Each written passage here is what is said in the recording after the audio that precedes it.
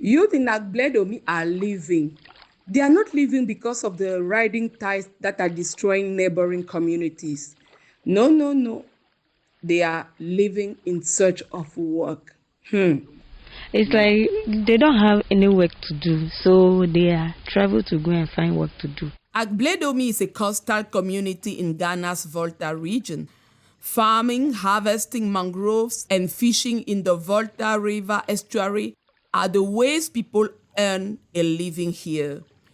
But climate change and land access is hurting the sustainability of mangrove groves in this community. A farm radio production team visited Agbledomi to learn what you can do when the resources that pay you stop growing back. The answer may just be found in nature. Welcome to Nature Answers, where we explore stories of how communities in rural Africa are working with nature to adapt to the climate crisis. For this episode again, I am your host, Martin Mogem. Yeah, today we are back in Ghana. And today we are visiting Agbledomi, a community along the coast. They are struggling to find a balance between a healthy mangrove harvest and an environment that supports future generations.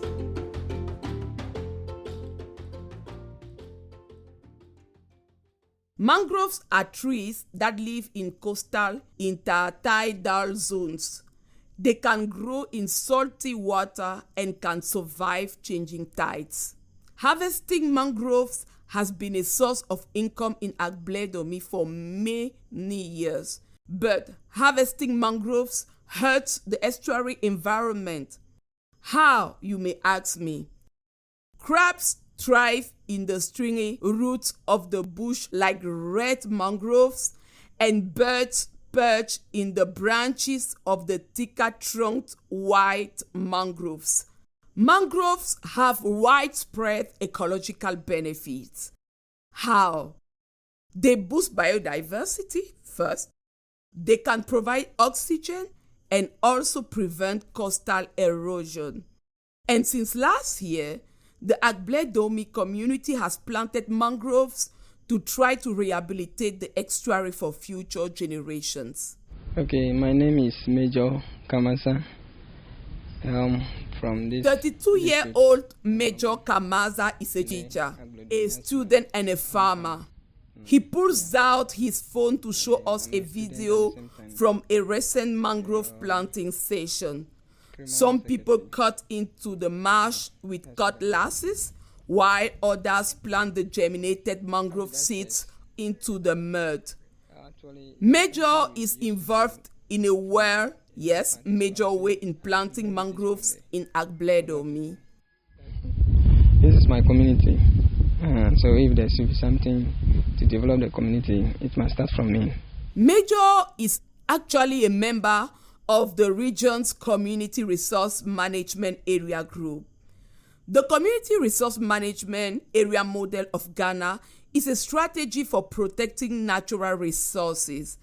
The Forestry Commission of Ghana designed the model to give community ownership over environmental initiatives.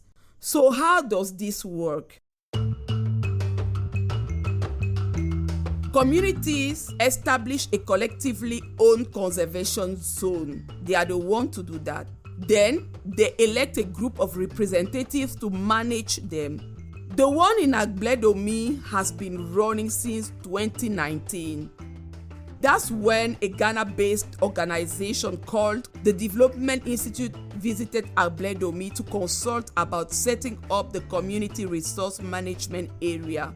In the process, they held education sessions where the community learned about the power of mangroves as carbon sinks. What does that mean? The mangroves can pull carbon out of the air and store it in their branches, roots, and even the ground. This can help slow climate change, and their impact is also big. According to the Mangrove Action Project, Mangroves sequester as much as 5 times more carbon per hectare than tropical forest. Yes. And after these meetings, the community decided to take the project on because the information they received were vital. Agbledomi's mangrove plantation is a plot of marshland connected to the river side of the estuary. There, the resource group aims to help repair the environment and boost the economy. Members go to the plantation themselves to work. So when we go to the field, when the seeds drop, they drop under the tree. So we pick it and we plant it direct. Those that drop earlier, some will already germinate. So those who germinate, the ones that germinated and the ones that are in the seed stage, we pick all of them and we plant all of them. This is Gabriel Ahianyo. He works with Major as vice chair of the resource management group. He says he was elected because of his knowledge of the mangroves. Our production team met him at the crops he was watering while he took a break. A local broadcaster that Farm Radio works with helped us as an interpreter. Gabriel told us the history of the estuary and the community resource management area. Gabriel says the ecological troubles all link back to the Akosombo Dam, and this dam is a big deal. Why? Because it brought electricity to many people when they opened it in 1965. According to the Institute of Civil Engineers, the Akosombo Dam provides Ghana with 85% of the country's electricity. It is also a critical power source for neighboring countries. Before the 1960s, the estuary fed Agbledomi through fishing. But this fishing activity has been on a slow downswing. Locals reported mass die-offs of fish and crab. When fishing first became harder, people turned to selling mangroves. Because of Akosombo Dam, creation of the Akosombo Dam, 1962, there's no flowing of the water from that time.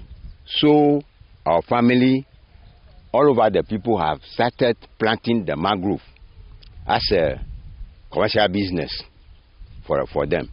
People primarily buy mangroves for cooking firewood, but Gabriel says there are other uses too.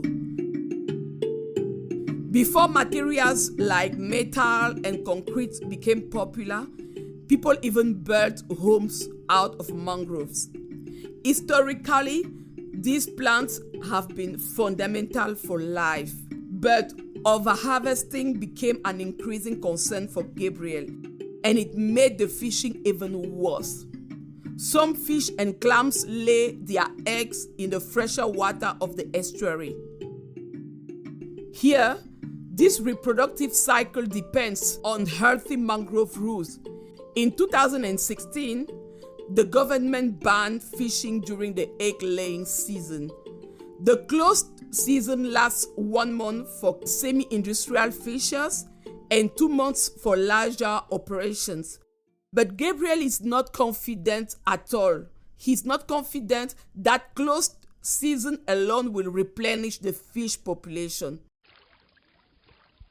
Over time, the Akosombo Dam caused a sandbar to develop at the mouth of the estuary. Studies point out this problem, like a 2017 report to the Water Resources Commission. In the past, seawater would flow in and out of the estuary with the daily tides. The circuit kept the balance of salt and fresh water intact at the estuary. Now, the sandbar disrupts this balance and prevents fish from traveling to the estuary to lay eggs. Gabriel switches back to Ewe here, so you will hear his call to action through an interpreter. Ninyeba So right now, even though the government has started implementing closed season for the fishing people, we will say it's not beneficial because the fishes in there, they are no longer bringing forth their offsprings as they used to.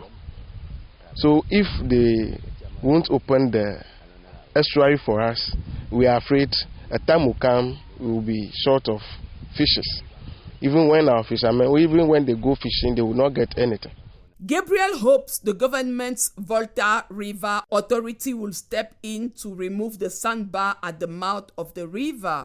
But in the meantime, he's trying to rehabilitate the entire estuary, one mangrove plant at a time. If you have been listening to Nature Answers for a little while, you know nature-based solutions are taking the lessons we learn from nature to benefit the environment and communities at the same time. For example, like mangrove trees being able to filter water and provide habitat for fish. But ideally, nature-based solutions to climate change should not only be ecologically effective, but also socially good. This rehabilitation project belongs to everyone in the community rather than individuals. In recent years, more powerful individuals have claimed the marshland with the remaining supply of mangroves. They have limited access to the marshes, making it more difficult to make money at the estuary. Some young people who come from families of mangrove harvesters are turning away from the practice altogether. Major Kamasah, who you heard from at the start, is 32 years old. We met him at an outdoor community center. He is the secretary of the resource management group. Major recalls the first time he planted mangroves for commercial sales as a preteen with his father. And when I was young, I planted some earlier on without, the land is not mine, but I decided to do so. And it grows to extent, we cut it and sell it. But because of the way the system now, people are claiming the places as for them. You cannot fight with them. Mangroves take 5 to 10 years to be ready for harvest. Major's father taught him it was a way of investing in his future. Major showed us the estuary from a small motor boat, pointing out changes in the water. Major's vision of a secure economic future is part and parcel with a healthy environment. Today, Major both teaches teenage students and farms for a living. He has no children for now, and while he plants mangroves, he no longer harvests them. Like many young professionals across the world, Major is concerned about climate change. I must admit that I too am concerned. He knows harvesting mangroves contributes to the problem, but many other people cannot opt out of mangrove harvesting. Mangroves are used for key aspects of daily life, such as smoking fish to eat, and you can imagine the taste of smoking fish. Firstly, as I said, that's what people do to survive. They use them for smoking, and then some use them, they sell them to make their money and to support the education system. In the long run, Major hopes planting the mangroves will increase the fish population so that people can move away from harvesting mangroves and return to fishing for income. Like nature-based solutions, one thing that is distinct about the community resource management area model is that it recognizes community rights to economically benefit from the natural resources they are restoring. As you may have noticed, saying community resource management area every time is a mouthful. Major uses the acronym CRIME to shorten the name when speaking about how a community harvest would be unique. Surely when the crewman decide to harvest, and they have to sit down how they sell it. After that, they have to call meeting, call the society, what they got and how they will use it in the development of the community. This project's primary goal is to revive the wider ecosystem, but it also responds to land inequality by expanding ownership to the whole community. As part of this process, chiefs donated land to the community resource management area and gave up also their monopoly on mangroves in that zone. We also spoke with Agbledomi chief Torbi Azemeti III. He was among the people who donated land to the project. He welcomes efforts to revive the estuary. Yeah. Yes,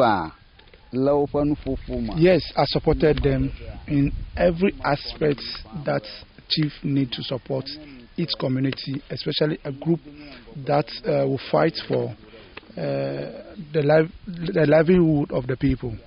I also support them. I also buy into the idea through the explanation that they brought to me, especially the criminal group, that the plantation of the mangroves and talking to some of them, bringing the idea of opening of the estuary and other things that will bring the life as the way it was before the blockage.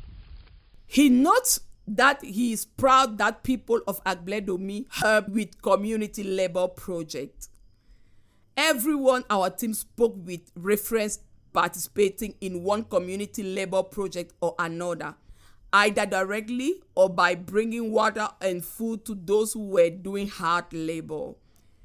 Everyone is expected to participate, but taking on an executive role for the resource management area goes beyond casual participation. In the community center, Major shares why he bothers with all this. You have already heard part of this clip, but let's replay it. This is my community. So if there should be something to develop the community, it must start from me. We are outside and the wind kicks up as he says this. We are really sorry, but I wanted you to hear him say community development must start from him in the same way we heard him saying it. He's soft-spoken, looking at his hand, and later on he told us that he does not want to make this interview all about him. He wants to focus on the importance of mangrove restoration. His sense of social responsibility is rooted in high stakes. If the estuary cannot be revived, more people may have to live in search of work. I'm just managing. That's what I'm saying here. I just don't want to leave. I want to be here and do what I can do as a crewman person here to support the environment or the community for now. Even without any guarantees, Major is willing to pour his time and effort into reviving his community because he loves it. For him, capturing carbon and reviving the estuary is a key part of that picture. As Amexigisti Sao is another community member who contends with uncertainty about the future. It's like they don't have any work to do, so they are travel to go and find work to do. If it's like some work is here to do, I think they are not going far to anyway. They'll stay here and do it. And please, do you want to stay in this community? I like to stay here, but because of there's no work, that's why. The 29-year-old is a mother of 2 children aged 4 years and 4 months old. We met her at the same outdoor community center. As Amexi spoke her mind at the Development Institute's community engagement meetings about the project, but she's a casual volunteer. She learned about the first planting session when a car with supplies rolled into town. As is expected, she jumped in to do her part in the day's community labor. From the beginning, people come with car and let them things, so I joined them and they asked me to bring water. Yeah, that's how I followed them to go and plant. Yeah. Why did you decide to do that? Oh, it's like it's community, so I decided to join them. The volunteers on the executive are key to organizing the mangrove rehabilitation project, but so are the people who follow their lead. Azamexi hopes the community will profit of these mangroves when they are matured.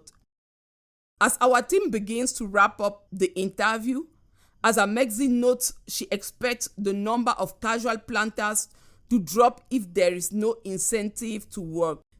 She, on the other hand, plans to carry on. She switches to Ewe to explain how she sees it, so you will hear this part through an interpreter. No, my life mangrove na okpere mianchi. You fuchia, you quarter do we have a business in. Personally, I'll join any group or I'll join anybody that comes in for us to go and plant this mangrove, because no one knows tomorrow, and maybe at the end of it, if I didn't get it today, not me, my children also will benefit from those. She notes she would rather see the benefits sooner than later, but still, she puts the work in today because she wants this project and any benefits that come to carry on to the next generation. Matilda Sedofia is the treasurer of the Community Resource Management Area Executive. The 45-year-old single mother of 4 is a seamstress and a farmer. She does not make money from mangroves personally. Her mind is on the community's future. My children are going to private school, and I make sure they had a good education since I'm not that well educated. And I want them to pass where or to reach where I haven't reached. Matilda says she thinks she was elected as the resource management group's treasurer because of her experience managing money. We wanted to get her perspective on the short and long-term benefits to see how they stack up against the upfront work community members are doing. Matilda says she would like to give compensation for planting that is done outside designated community labor time, but at the moment there's no funding to make that happen. Because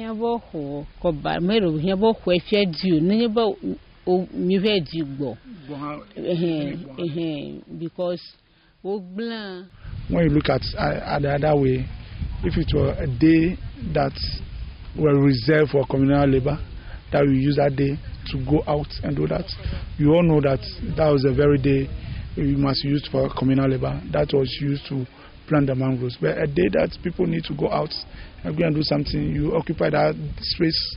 You need to fill that space, not with something like all of them to be happy, but something like to put joy in their face. So, however, Matilda thinks these mangroves are worth the work, even without an upfront payoff.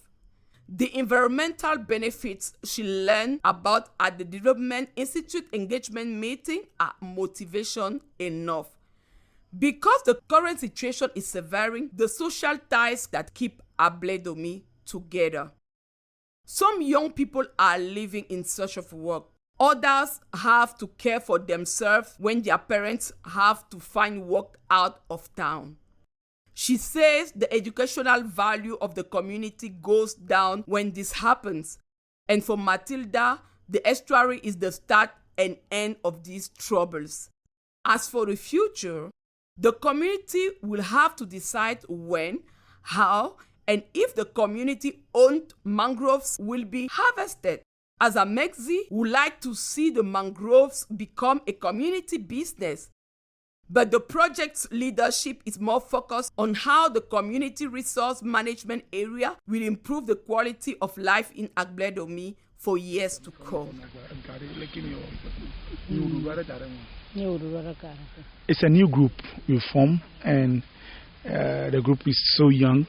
There's no plan about harvesting. We haven't dreamed about harvesting the mangroves yet. So no one thought of it in the group. Our main target is to plant it, see to it to grow for the beneficiary of the society.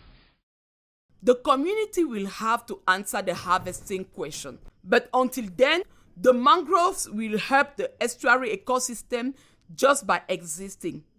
They will capture carbon, provide a barrier to rising tides, and promote the health of fish and crabs that people eat. In the years to come, Agbledomi will learn just how much these environmental heavy hitters can give back to the community that plants and protects them. Don't we always say that nature has the answer?